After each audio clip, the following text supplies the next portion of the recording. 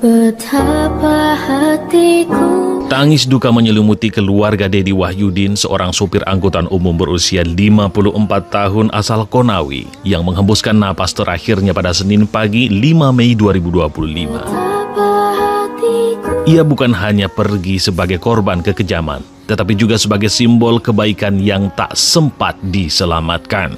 Dedi meninggal dunia setelah 3 hari berjuang melawan rasa sakit dari luka tusukan di dada dan di perutnya. Luka itu bukan akibat kecelakaan atau ulah sendiri, melainkan hasil dari pengkhianatan atas kebaikan yang ia berikan. Tragedi bermula pada Jumat malam 2 Mei 2025 atau menjelang subuh 3 Mei di kawasan Terminal Baruga, Kendari. Seperti biasa, Dedi mangkal di sana menunggu penumpang untuk rute Kendari Bombana. Malam itu, ia melihat seorang pria asing duduk sendiri, tampak lapar dan kelelahan.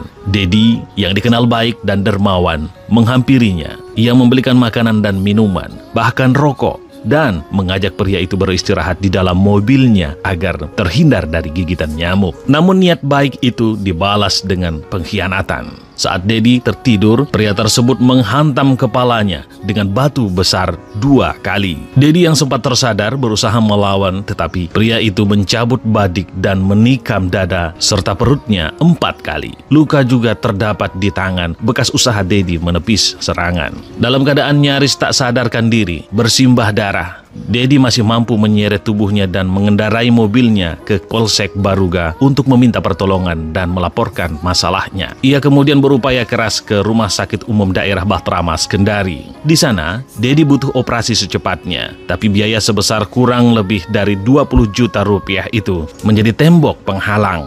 KIS yang ia miliki tidak menanggung karena kasus tersebut dikategorikan sebagai kriminal. Dalam wawancaranya, ia mengatakan, saya cuma ingin sembuh. Anak-anak saya masih sekolah. Saya tidak punya penghasilan lain, ucap Dedi dalam kondisi lemah beberapa saat sebelum ia meninggal dengan mata berkaca-kaca menahan nyeri. Ia adalah seorang ayah dari 3 anak yang menggantungkan hidup dari menarik angkot. Sosok sederhana yang tak pernah meminta lebih, hanya ingin hidup dengan layak, jujur, dan membantu orang lain sebisanya. Tetapi sistem tidak berpihak kepadanya. Pihak keluarga sempat berharap ada bantuan dari pemerintah atau uluran tangan masyarakat, namun waktu tak menunggu. Senin pagi, Dedi menghembuskan nafas terakhir, membawa serta luka kebaikan dan harapan yang tak sempat terwujud. Polisi saat ini masih memburu pelaku yang kabur usai melakukan penyerangan.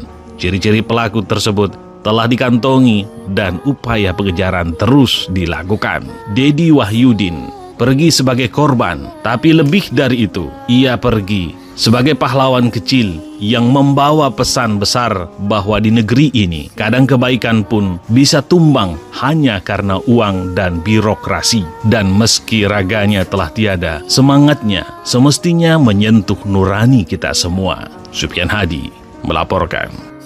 Kita jadi korban masyarakat biasa, tidak adilnya begitu. Oke, boleh. Siap.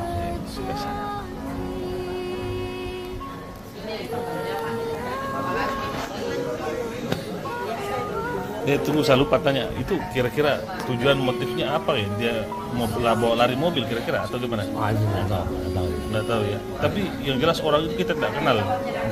Tidak kenal. Hanya niatannya kita mau membantu saja. Iya.